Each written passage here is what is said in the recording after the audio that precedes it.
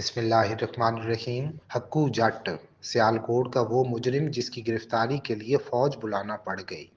ہکو جٹ اور گجر گروپ کی خوفناک دشمنی کی سبق آموز سچی کہانی۔ ہکو جٹ نے برسوں قبل گجر برادری کے کچھ لوگوں سے زمین کا سودا کیا اور 2 قسطوں میں ساری رقم ادا کر دی۔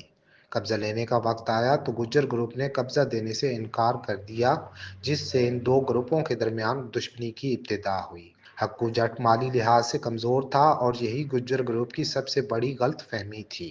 جب ہکو کا والد اور بھانجے گجر گروپ سے بات کرنے گئے تو گجر گروپ نے ہکو جٹ کے والد اور بھانجوں پر فائر کھول دیا، جس سے وہ جان بحق ہو گئے۔ معاملہ تھانے کچہری تک گیا، مگر کچھ لوگوں نے درمیان میں پڑھ کر صلح کروا دی اور ہکو جٹ نے گجر گروپ کے خلاف کیس واپس لے لیا۔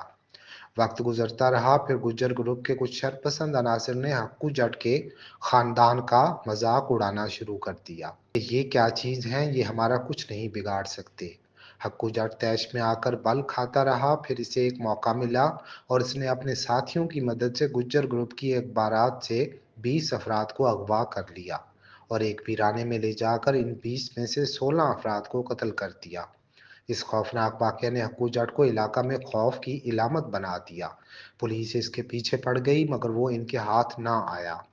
جواباً گجر گروپ نے مختلف واقعات میں ہکو جٹ کے 4 عزیزوں کو قتل کر دیا۔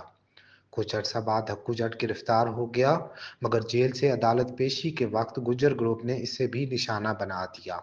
ان کیسوں میں گجر برادری کے کچھ لوگ آج بھی جیل میں ہیں اور مقدمات چل رہے ہیں۔